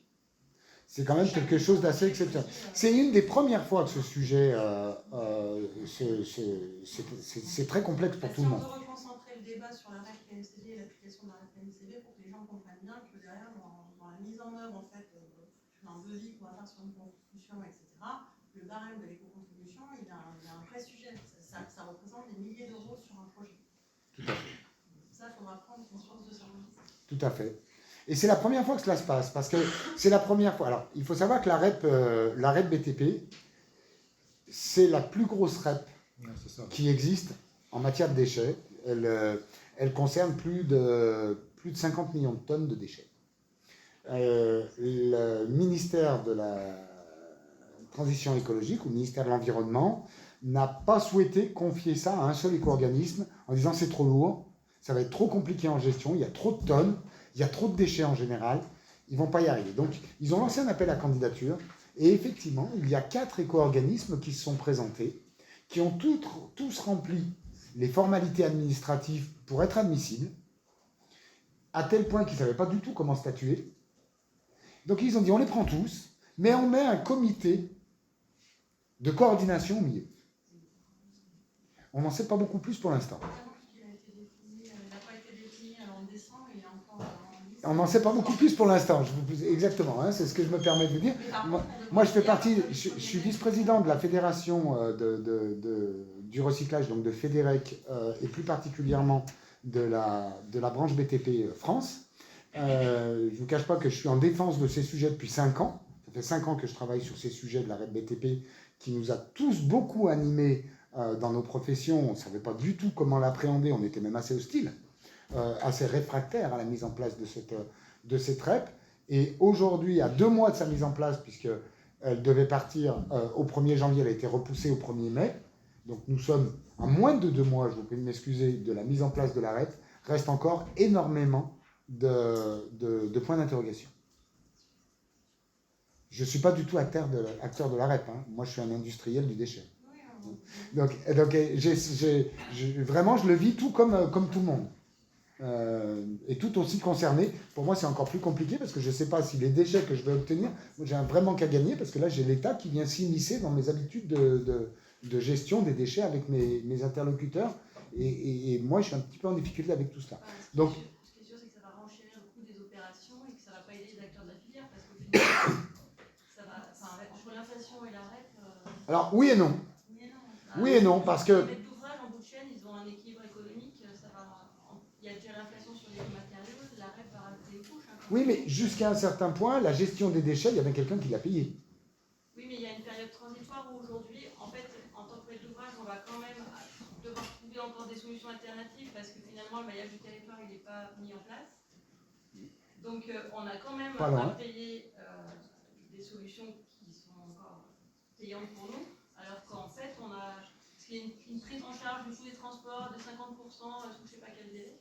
Ce qui fait qu'au final, pour l'instant, en 2024, il y aura la prise en charge des transports. Voilà, mais c'est que 50% et encore. Et après, le traitement gratuit des déchets, uniquement sur les déchets qui seront fouillés. Voilà. Et ça, oui, j'allais vous l'expliquer. Hein, ouais. Vous parlez beaucoup du déchet, du respect pour les industriels que nous sommes. Vous parlez beaucoup du respect du tri des 7 flux.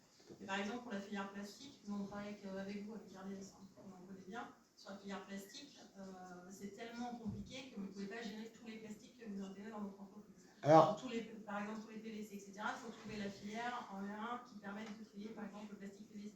Mais derrière, vous allez trier que les plastiques souples. Si c'est du plastique souple, il faut faire attention à la couleur du plastique souple. Donc, si c'est du plastique noir, j'ai le problème parce que moi, on emballe tout mon mur avec de la vache noire, il faut trouver la filière qui te permet de trier de ta vache noire. Donc, systématiquement, en fait, on est dans un mode de non seulement trier, c'est pas compliqué de trier. Si encore pour les chantiers, c'est super compliqué parce que sur les chantiers, si on n'a pas un record, ça ne marchera jamais. On pourra dire tout ce qu'on veut sur un chantier, si on ne met pas en place des records sur les chantiers, ça ne marchera jamais. Je vous rejoins totalement. C'est une hérésie de penser que ça marchera. On est en train d'aller vers des globalistes pour essayer de. Ça ne marchera pas. Enfin, si on veut que derrière la gratuité se mette en place, etc., sur un chantier, ça ne marchera pas. C'est pas possible. Surtout quand il y a beaucoup de collectivités. Ah, moi, je dois vous répondre. Mais, non, je sais bien que je dois vous répondre. Professionnels de services supplémentaires, en dois vous répondre parce qu'en plus, je suis attributaire du lot plastique par les échos de l'arrêt de DTP donc pour le département de la Loire. Et je sais les difficultés auxquelles je vais être confronté. Et je vous rejoins. On parlait tout à l'heure, alors on n'est pas rentré dans le cas du plastique, qui est un des plus complexes. Pourquoi ? Parce que le plastique, c'est de la chimie, et pour recycler les plastiques, il faut des matières qui soient exactement de même résine, c'est-à-dire polyéthylène, et rien que le polyéthylène, et pas de polystyrène ou pas de PVC en mélange. Et il faut que les marchandises soient ultra propres. Sinon, elles ne rentrent pas, c'est de la chimie, on granule, on lave, et on transforme, on extrude pour arriver à un granulat. Et si on rate un lot de fabrication, ben on pollue, et le lot qui va ressortir, puisque c'est un granulé, n'aura pas les propriétés suffisantes pour être réutilisé dans certains procédés. Donc, il est très compliqué, effectivement, aujourd'hui, de recycler les plastiques du BTP, et plus particulièrement ceux qui sont produits sur chantier. Ceux qui sont produits encore en entreprise de fabrication, on arrive à trouver certaines solutions, pas toujours, mais pour les déchets sur les chantiers, c'est très compliqué. Les déchets d'emballage, par exemple, un film plastique qui entoure une palette. S'il y a 5 étiquettes dessus, malheureusement, ça va être une complication. On ne pourra pas le recycler simplement. Il sera compliqué à recycler. Un seau de peinture en plastique, de la peinture non dangereuse, ou de granules de quelque chose, on enlève les granules parce qu'il y a un petit sachet à l'intérieur, le seau est propre, il ne faut pas qu'il ait une nuance en ferraille. Sinon, il ne s'intégrera pas dans la filière de recyclage plastique. À moins que quelqu'un enlève manuellement cette petite nuance en ferraille qui vient polluer finalement la matière. Donc c'est très compliqué tout cela. C'est très compliqué. Mais tous ces déchets-là seront pris en charge par la REP. Pas les emballages, pas encore. Pas les emballages. Tous les emballages sont pas pris en Pas les emballages, pas les souples. Pas les souples. Uniquement les plastiques rigides. Tout à fait. Dans le recyclage des déchets, vous disiez, vous parliez d'arance de sous métallique. Quand vous triez des détroits c'est des éléments qui sont composés de milliers de choses. Déchets dangereux. Mais ils sont broyés et puis triés après. On ne peut pas faire la même chose. Alors, on peut. Il existe pas mal de technologies. Le broyage en est une. Derrière, il faut mettre des solutions de tri optique qui doivent répondre à certaines caractéristiques. Tri optique, tri laser, les deux solutions peuvent exister, elles ne sont pas sur les mêmes technologies. Tri par densité, il y a plusieurs méthodes, tri par densité, on va dire. C'est des investissements qui sont très très conséquents. Donc il faut avoir les flux en face pour pouvoir les générer. Un seau en plastique vide, ça pèse 50 grammes. Donc il m'en faut un gros paquet pour pouvoir mettre en place une unité de broyage de plastique et un tri optique derrière. Donc on est sur une logique finalement industrielle, ni plus ni moins, sachant que les flux des déchets sont un petit peu aléatoires, c'est la difficulté, et sont très variés. Serions-nous sur une même typologie de déchets tout le temps, ça serait super simple. Mais il serait très intéressant de pouvoir vous montrer un centre de tri. Nous avons peut-être 500 références différentes de déchets, et pas tous en grand volume. C'est ce qui rend le métier très difficile. Ça prend beaucoup de place et c'est très compliqué à gérer. Après, rien n'est impossible. Hein. Les choses avancent beaucoup. Nous faisons tous beaucoup d'investissements. Nous suivons effectivement les préconisations du ministère visant à réduire l'enfouissement de 50%, visant à augmenter le recyclage le plus possible. Notre entreprise s'appelle Recyclage Déchets Services, donc on est vraiment dans le sens de l'histoire. Donc on fait beaucoup d'investissements dans ce sens. Mais effectivement, vous garantir une recyclabilité de tous les produits, non, ce n'est pas du tout à l'ordre du jour. On a encore aujourd'hui 30 à 40% de nos produits qui, malheureusement, ne rentrent pas dans le périmètre du recyclage et qui font appel à des méthodes d'élimination, soit par enfouissement. Enfouissement, c'est stockage dans une carrière d'enfouissement, qui sont aux normes. Hein, c'est pas ce qu'on appelait vulgairement la décharge il y a 25 ans ou 30 ans. Ça n'existe plus, c'est interdit et formellement interdit en France. Les installations de stockage des déchets aujourd'hui sont des casiers bétonnés qui récupèrent les mêmes jus qui vont dans des bassins d'épuration. On produit de l'énergie parce qu'on récupère les biogaz. Ce sont des vrais sujets. Alors moi, nous ne sommes pas propriétaires de ces centres d'élimination. Ce sont de grands groupes nationaux qui le sont sur le périmètre de la loi. Mais les choses sont quand même très aménagées. Deuxième mode d'élimination, ça va être l'incinération. L'incinération qui va brûler les déchets et générer une valorisation énergétique. Voilà les deux modes d'élimination connus et aujourd'hui utilisés. Souhaitez-vous qu'on parle de la REP? Est-ce que vous avez des questions sur la REP? Parce que j'imagine que vous avez des questions sur la REP. Excusez-moi juste, à peu près, je veux dire qu'il reste plus ou moins 30 minutes, 25, 30 minutes. 30 minutes. Je vous en prie, monsieur. Je pense que c'est intéressant, il y a beaucoup de gens qui avaient des attentes, des questions sur la REP. Alors, soit sous forme de questions dans le public, soit si vous voulez avancer vous. Moi, j'ai monsieur qui souhaiterait. Ouais. Frédéric Tardy, je suis entrepreneur en peinture à Saint-Chamond, prestataire comme chez Moulin-Guès. On se connaît un peu, ouais. Je suis président des Patrimoines de la Loire. On a un vrai sujet, c'est le sujet Récupo, éco-DDS. On paye déjà dans nos achats de peinture, de cartouches, tout ce qui est dangereux, l'éco-contribution. Aujourd'hui, on n'a aucun fournisseur de capacité de reprendre nos déchets de peinture, les pots souillés ou les pots entamés. Ils n'ont pas de capacité de stockage ou de récupération. Aujourd'hui, les déchetteries de métropole, de Rouen, etc., je parle de la Loire, en ce qui me concerne, on a les déchetteries qui sont accessibles via la solution Récupo. Pourquoi nous, en tant que professionnels, on peut pas y aller?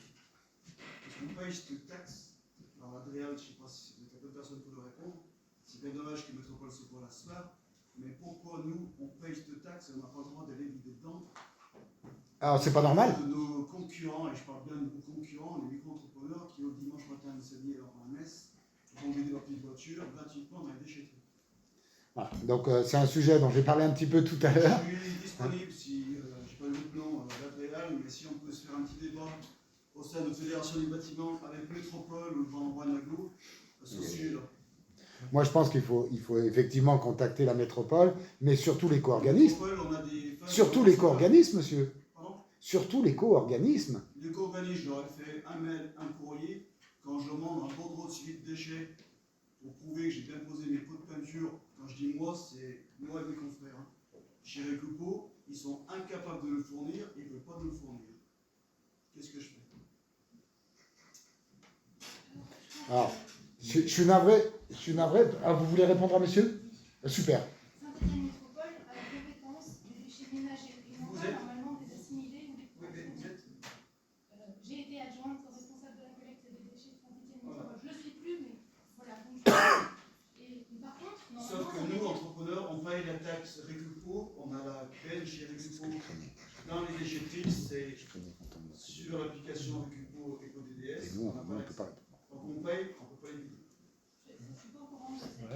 On ne peut pas répondre, c'est-à-dire qu'il y a un éco-organisme et cet éco-organisme apparemment n'assume pas sa responsabilité. Ça doit être la Il n'y a fille. pas que les peintres, c'est des musiques qui payent, qui ont des produits dangereux, tout le monde est concerné.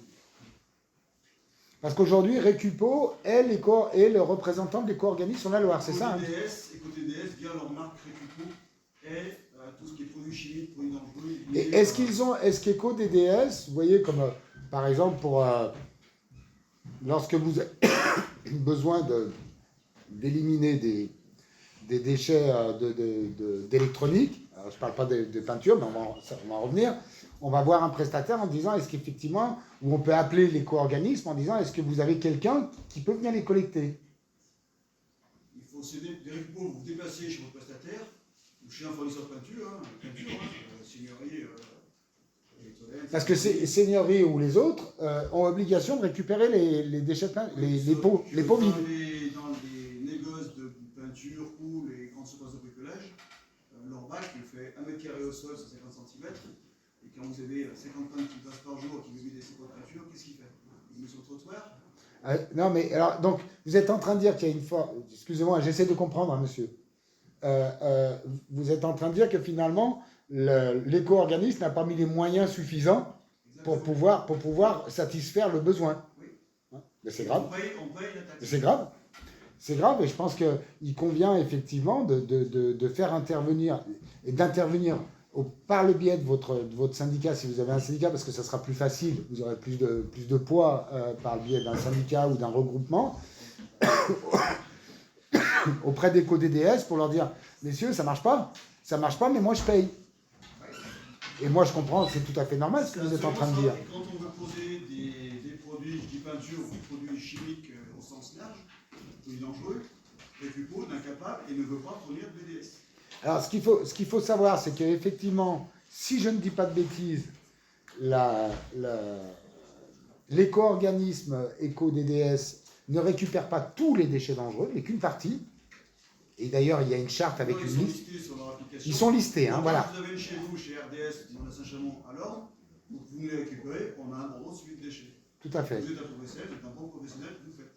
Récupo, c'est un éco-organisme agréé par l'État, il le fait pas. Mais après, excusez-moi, mais les éco-organismes, normalement, ils doivent traiter directement avec les collecteurs pour trouver justement les flux nécessaires pour répondre à la nouvelle réglementation, notamment par la FLCD. J'imagine que vous allez être contacté par condition. par Valobat, pour rentrer dans les listes des contrats qui sont en train de signer avec les différents collecteurs, justement, puisque normalement, dans le cadre de la FLCB, ils doivent trouver des solutions à 10 km, dans des périmètres de 10 km autour de chaque point pour massifier les flux. J'imagine que vous êtes contacté dans ce cadre-là, et donc vous, en tant que professionnel, nous, en tant qu'industriel, on ne va pas payer, ça ne va pas être la double peine. On va pas payer à l'éco-organisme une éco-contribution, et derrière, continuer à avoir une prestation avec RDS si on ne peut pas bénéficier de la gratuité du traitement des déchets. Alors, vous expliquez que c'est vrai que les sujets sont compliqués et qu'il faut essayer de les comprendre. Nous répondons également à des consultations qui sont lancées par les éco-organismes et nous sommes retenus ou pas. C'est-à-dire que demain, je peux vous dire que RDS a été retenu, ça s'est fait, hein, par 3 éco-organismes, pas par 4 parce que Valdelia est encore en réflexion. Il n'a pas lancé encore ses appels d'offres, donc c'est pas un échec, mais c'est simplement pas encore fait. Mais RDS aurait pu ne pas être retenu, puisqu'on a répondu à une consultation. Les éco-organismes vont devoir gérer un budget. Ils vont avoir des entrées par le biais des éco-contributions et ils vont avoir des dépenses. Pour la partie entrée, ils ont fixé les barèmes, c'est simple. Enfin, c'est simple. Je ne sais pas si c'est si simple que ça, je pense que c'est même assez compliqué. Mais en tout cas, c'est fait. Pour la partie dépenses, ils ne savent pas. Ils ne savent pas combien ça va leur coûter. Donc, ils font des appels d'offres pour que ça leur coûte le moins cher possible. Et nous, on doit répondre. Parce que l'éco-organisme ne traite pas les déchets, il les confie en sous-traitance. Et c'est nous qui, après, les prenons en charge. Et c'est nous qui sommes confrontés aux réalités économiques de la gestion de ces déchets. Donc, nous avons répondu aux éco-organismes. Ils nous ont demandé des bases tarifaires pour chaque typologie de déchets concernés par la REP BTP. Et on a mis des prix, bien évidemment, de traitement pour lesquels on souhaiterait être rémunéré. Si nos offres ne sont pas concurrentielles, ils ne seront pas retenus. Donc, ils iraient potentiellement rechercher, sauf pour Ecominero, qui a un système de gestion un petit peu différent, et je reviendrai dessus. Mais si je ne suis pas retenu, je n'ai pas le droit de prendre les déchets qui sont issus de la REP. Donc là, effectivement, il y a double. Donc, il vous appartient de trouver la personne qui va être référencée sur le 42 pour pouvoir faire les choses. Oui, non, mais sur le 42, il n'y a pas 40 000 solutions non plus. On n'est pas sur la région. En tout cas, nous, là, Baldini, Fleur, Montbrison, etc., on n'a pas non plus 15 000 solutions. Tout à fait. Mais j'aurais pu ne pas être retenu. Vous auriez pu, mais c'est pas dans l'intérêt des éco-organismes aujourd'hui, dans la mise en œuvre, de ne pas avoir de réponse par rapport à cette mise en place de la FLCD. Si je comprends bien, ce que vous dites, c'est que moi je suis entreprise de maçonnerie. Les déchets, ils sont collectés par les prestataires. Si mes prestataires ne sont pas retenus par un éco-organisme, ils ne traiteront plus mes déchets. Si, vous payerez, ils vous demanderont, ils vous adresseront une facture, mais ça ne sera pas gratuit. J'aurai encore la facture, ouais. J'aurai la fameuse double peine. Si vous voulez, la formule, j'arrive monsieur, hein. La formule c'est quoi?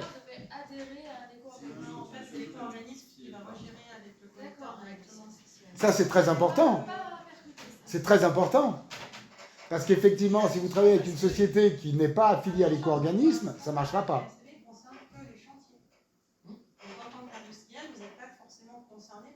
Par votre traitement, vous avez payé l'éco-contribution.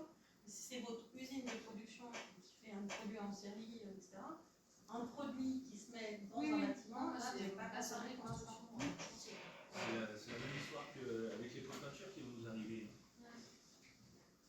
Oui et non, parce que concernant les pots de peinture, je reviens, monsieur, je réfléchissais. Si vous appelez l'éco-organisme en disant, monsieur, j'ai eu 20 mètres cubes ou 10 mètres cubes de pots de peinture vides à venir collecter chez moi sur mon entreprise, je les ai stockés, ils vous attendent, venez les chercher. Est-ce que vous avez essayé de faire ça?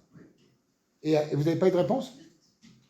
Fin de recevoir. Vous déplacez dans un centre agréé, vous avez à côté de chez vous à 3 km, même pas 1,5 km, la déchetterie communale. Vous allez là-bas. La déchetterie communale ne vous laissera jamais rentrer. Je ne dis pas que c'est important, je paye le droit d'aller vider dans ma bac. C'est très surprenant. C'est surprenant hein, ce que vous dites, c'est anormal. Hein. Vous avez un téléphone, vous avez Récupo. Non mais je vous crois. Récupo, j'ai pas vider, sauf que j'ai pas l'accès.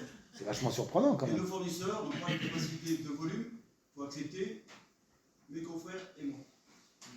Par contre, le micro-entrepreneur, lui, dimanche matin, il prend sa voiture ou une la semaine, il va vider gratuitement. Ouais, non, mais sans même le comparer, monsieur, vous payez un service auquel vous devez avoir une restitution. C'est ce qui ne va pas. Moi, je ne pense pas qu'il faille comparer Pierre-Paul Jacques, mais c'est surtout se dire qu'il y a un manque dans le système là. Hein. Je ne sais pas si est-ce que vous allez aborder dans la suite là, est-ce que vous allez aborder dans la REP la notion de maillage de territoire, qui, si on a bien compris, il était question de mailler les collectes à 10 km en zone urbaine et à 20 km en zone rurale. Ça sous-entend que, ce que vous nous disiez tout à l'heure, si vous n'étiez pas retenu sur un appel d'offres d'un éco-organisme, ils auront l'obligation, si on a bien compris, de mailler un territoire à 10 km en zone urbaine et 20 km en zone rurale, où ils devront trouver des prestataires qui feront cette prestation. Tout à fait. Puisque les éco-organismes se sont engagés à ce maillage du territoire. Tout à fait. Donc ça sous-entend, enfin, vous êtes connus dans la Loire, donc on se dit que des RDS et consorts, il n'y en a pas quand même 80. Donc si on veut un maillage à 10 km, il va falloir qu'ils se bougent sacrément, les échos. Écoutez, merci en tout cas. Merci parce que vous allez dans mon sens et je ne cesse de leur dire. Je ne cesse de le leur dire, mais sachez qu'ils ont pensé à des solutions. Oui, je me doute bien. La question aussi, la deuxième question, c'est on est effectivement ici des gens du bâtiment principalement. Alors, je ne vais pas vous dire qu'on a compris et on comprend toutes les difficultés que ça impacte, mais j'allais vous dire que si on respecte ce principe de 7 flux, après, comme le bois que vous allez m'emmener de chez moi fasse des manches de brosse à dents ou des balais, je m'en fous. Ce que je sais, c'est que... Vous ne pouvez pas vous en foutre, monsieur, pas dans ce débat, c'est pas possible. Si, mais c'est pour vous dire qu'on est d'accord que nous, notre mission, c'est de traiter les 7 flux. C'est ce qui est quand même difficile à faire dans les entreprises, on le voit bien, avec les fameuses BEN-DIB qui sont finalement toujours aussi grosses, on l'entend. Mais la vraie question, c'est qu'on se dit comment ça va se passer pour nous concrètement sous 3 ans. C'est-à-dire qu'on nous dit, aujourd'hui vous payez, mais après vous payerez moins parce qu'on viendra modulo le transport, les frais de transport, je ne sais pas ce qui va se passer. Mais comment ça va se passer à terme quand ça marchera bien? Parce qu'on comprend la complexité, mais comment vous pouvez nous simplifier la vie pour ne pas névroser ce soir? Voilà. Alors malheureusement, moi j'ai pas tellement, à part vous donner de l'info, parce que je suis un petit peu comme vous, hein, moi je suis au milieu de ce marasme, j'ai pas souhaité ce changement, je n'en suis pas, je voudrais que ce soit clair pour tous, j'en suis pas du tout l'initiateur, loin s'en faut, monsieur non plus d'ailleurs. Vous avez névrosé toute la salle en tous les cas. Sinon on avait un système qui avait un mode de fonctionnement. Aujourd'hui, il doit évoluer pour différentes raisons, et je pense que ça a été voté, ça a été choisi. Nous, on essaye tous de s'adapter à ces sujets-là, avec les moyens dont nous disposons. Alors pour l'instant, on manque encore terriblement d'informations, donc c'est difficile de vous répondre dans le détail. Sinon que la nature a horreur du vide, c'est une certitude. Le système du ministère de l'Environnement mis en place, effectivement, par le biais des éco-organismes, des maillages. Ces maillages sont constitués de déchetterie communale. Il faut le savoir. J'insiste. Si, ils le refusent. Donc après, ça va être une autre histoire. Mais c'est quand même des déchetteries communales qui sont présentes quasiment dans toutes les communes de France. Des déchetteries... Elles ont la trouille parce qu'elles ne veulent pas accepter les professionnels. Parce qu'elles n'ont pas été conçues pour ça. Elles n'ont pas les capacités d'accueil, elles devraient avoir beaucoup plus de personnel pour accueillir, etc. Donc elles sont très très frileuses. La preuve étant, Saint-Étienne Métropole a arrêté en 2019, si je ne dis pas de bêtises, l'accueil des professionnels sur ces déchetteries. C'est pas pour autant que vous en baissez le volume et le poids. Autre débat, autre sujet. Bien évidemment, mais on va essayer de continuer dans la même démarche pour arriver au bout de la logique de mon propos. Les distributeurs de matériaux, excusez-moi monsieur, ça va toujours pas vous plaire, mais les distributeurs de matériaux font partie du maillage. Il existe une loi qui est en place depuis 2020, qui les oblige à récupérer les déchets de même typologie que ceux qu'ils distribuent. Pas forcément gratuitement, mais au moins de mettre des solutions en place sur leur centre. Pour tout centre qui fait plus de 400 mètres carrés, comprenant son stockage, et plus d'1 million de chiffre d'affaires, il y a obligation de pouvoir accepter les déchets identiques à ceux qu'ils distribuent, de matériaux identiques à ceux qu'ils distribuent. Ça fait un sacré mariage, il y a un paquet de distributeurs. Ils sont réticents, ils n'en veulent pas, tout comme les déchetteries communales. Il reste après un seul sujet, c'est les déchetteries professionnelles, dont effectivement que nous proposons, mais qui sont des investissements colossaux, puisque nous sommes des centres de tri. Nous ne sommes pas simplement 4 murs en disant déposez vos déchets puis on verra après. Bien évidemment, il y a tout le traitement derrière. Ce sont des gros investissements. On ne peut pas en faire fleurir partout. On a les mairies qui ne nous veulent pas, en règle générale, parce qu'on traite du déchet. On a des contraintes au niveau des services d'acceptation de nos dossiers avant la mise en place de nos installations. C'est très compliqué de mettre en place un centre de tri parce que ce sont des installations ICPE qui doivent répondre à tout un tas de dossiers. On met plus de 2 ans avant d'ouvrir une installation sur les formalités administratives seules. Et derrière, il faut les faire tourner et qu'elles soient économiquement fiables parce que nous sommes des indépendants et nous vivons avec nos propres deniers. Nous ne sommes absolument pas, et je veux que ça soit bien entendu, financés par qui que ce soit. On a 0 financement. On ne vit que nos propres activités, tout comme n'importe quelle entreprise qui doit être présente dans cette assemblée. On vit de nos propres deniers. Donc, on ne s'en plaint pas, mais on ne peut pas faire fleurir des centres de tri de partout, c'est pas possible. Et puis en plus, on ne nous aime pas tellement parce qu'on a des nuisances sonores, on fait de la poussière, excusez-moi, je ne l'ai pas dit, le moins possible. Quelques plaintes qui arrivent. Effectivement, on a des contraintes dans nos opérations. Donc, le maillage est prévu. La difficulté, ça va être de le faire fonctionner. Quand je vois effectivement les éco-organismes, c'est mon appréciation, qui aujourd'hui sont réticents. Moi, sur la Loire, ils m'ont ouvert un seul centre, celui d'Andrézieux. J'en ai un à l'Orme et j'en ai un à la Talaudière qui pourra accueillir les déchets. Je n'ai pas été retenu. Ils m'ont donné que Andrézieux. Je ne sais pas comment ça va se passer pour le reste de la Loire.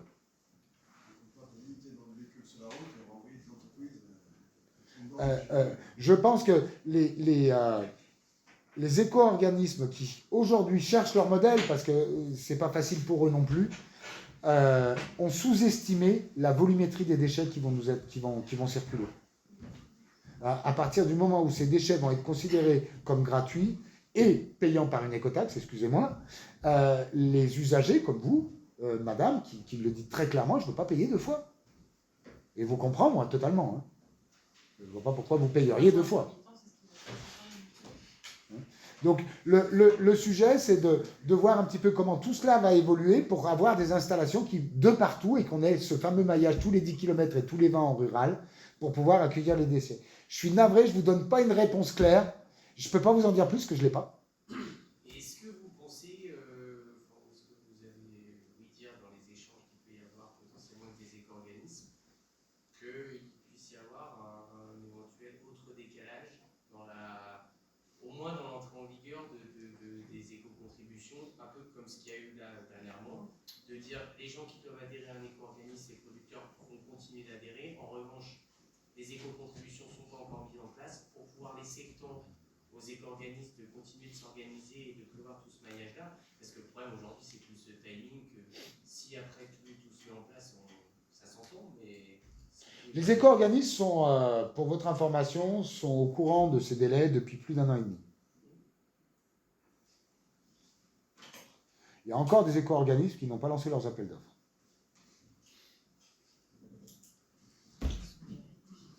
Par contre, il y a une chose sur laquelle je dois être clair, et malheureusement clair, c'est qu'on va tous payer les éco-contributions, ça c'est une certitude et ça sera au 1er mai.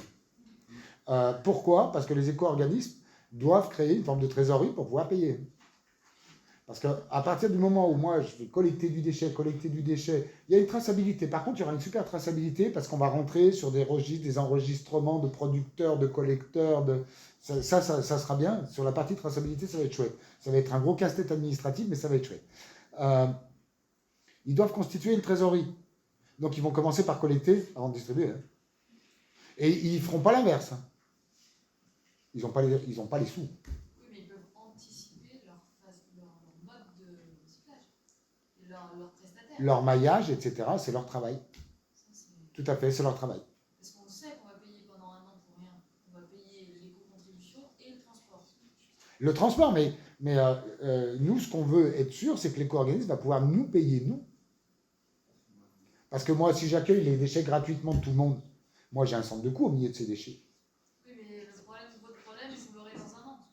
Ah non, mon problème, je l'aurai tout de suite, moi, parce que c'est à chaque entrée, je vais émettre une facture, il faut qu'elle soit payée. Mais je vais les mettre à l'éco-organisme, la facture.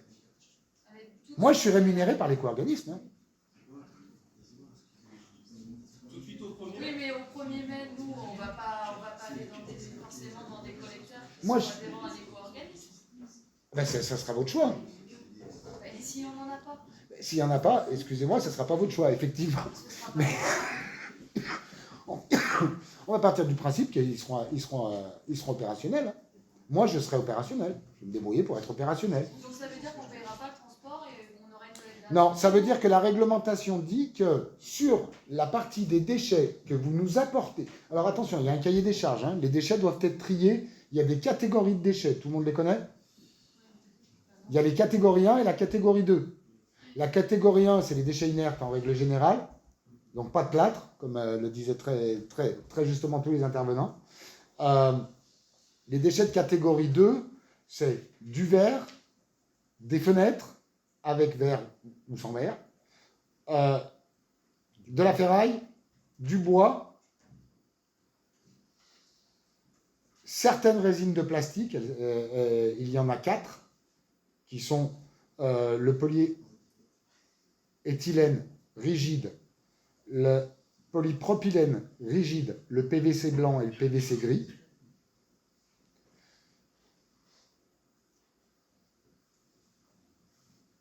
Et c'est tout. Vous avez affiché. Vous avez affiché. Alors, les laines de verre, les laines de roche, pour l'instant, ça ne sera pas opérationnel tout de suite. Je vous donne un petit peu le scoop. En tout cas, pas dans tous les éco-organismes. Après, on peut passer en circuit fermé avec les fournisseurs. Les membranes multimineuses ne seront pas opérationnelles tout de suite, parce qu'il y a encore beaucoup de sujets sur leur recyclabilité. Les ovaires, ils mettent en place. Avec la fibre de bois qui se recycle. Donc, en fait, la REP ne concerne que des déchets triés. C'est-à-dire que si vous nous confiez des déchets en mélange, en clair, il va falloir que vous nous ameniez une fraction de bois seule, qu'elle soit mélangée avec rien d'autre, pour être prise en place par la REP, prise en charge par la REP. Si elle est en mélange avec des bouts de plastique, je la déclasserai en DIB, elle sort de la REP et c'est moi qui vous fais une facture. Pourtant, on a quand même une souplesse sur les 7 flux au niveau des chantiers avec une benne mélangée. Ouais, voilà. Aujourd'hui, c'est écrit dans la REP, ça.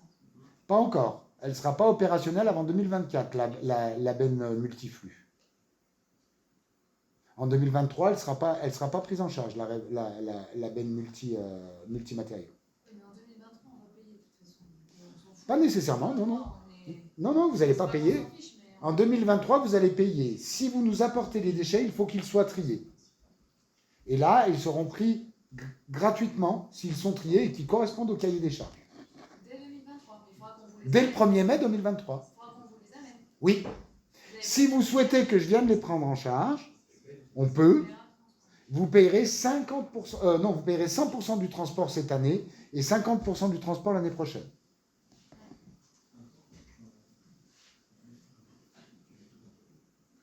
Oui, monsieur. On est sur un exemple. On est chantier vraiment très faible. Par exemple, centre-ville de Saint-Etienne, on peut mettre qu'une benne, clairement. Comment on fait? On a trié, on a de la benne conjointe, comment on fait? Donc, si je vous choisis, parce que voilà, vous êtes agréé, vous parlez, des cohérences, comment on fait? Moi, je vous dirais, monsieur, voilà, soit vous avez possibilité, c'est pas très chouette ce que je vais vous dire, mais soit vous avez possibilité de remplir votre benne une fois d'un déchet et une fois d'un autre, c'est le truc à la con, soit la REP prévoit d'autres contenants, des bacs pour les petits flux. Et auquel cas, on peut venir les chercher en camion à ion et trouver un mode de gestion sur ces déchets-là. Pour que vous puissiez trier sur votre chantier, ne pas les mélanger, et que vous puissiez bénéficier quand même de la prise en charge de la REP.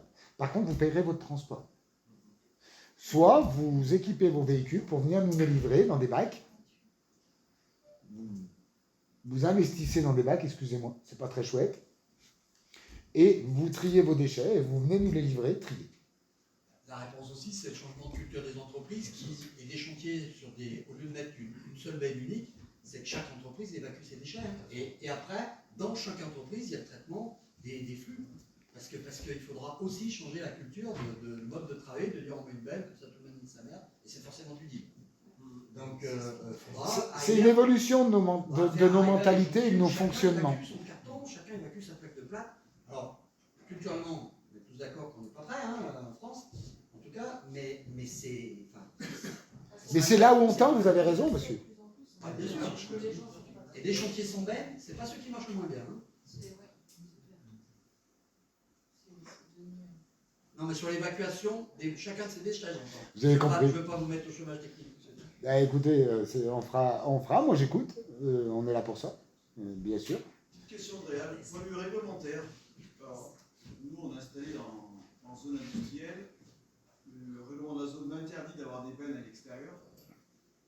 Oh putain, je vous cumule.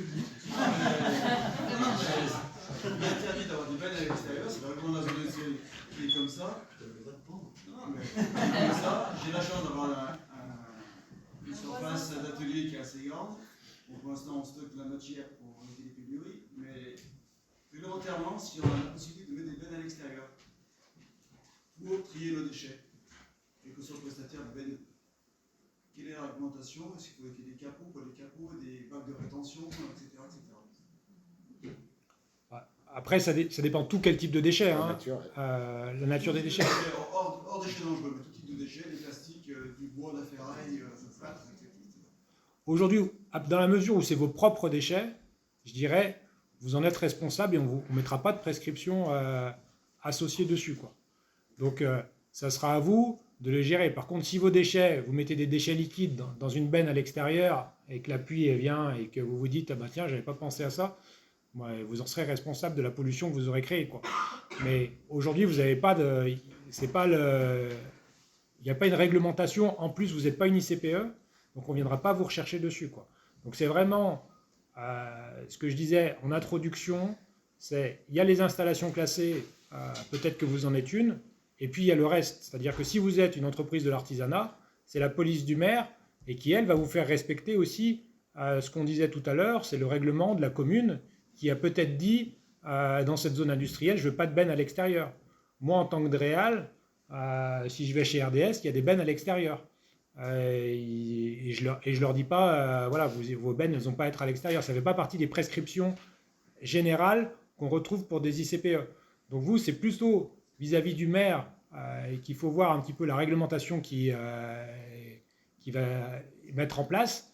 Mais ça sera, je dirais, plus pour des contraintes, on va dire, paysagères, de se dire, je veux que quand on rentre dans cette zone industrielle, on ait une vision que ça soit propre et bien tenu, qu'une question réellement environnementale, des enjeux, de se dire j'ai une benne à l'extérieur, parce que j'ai une benne à l'extérieur qui contient du bois, il ne va rien se passer si elle est à l'extérieur.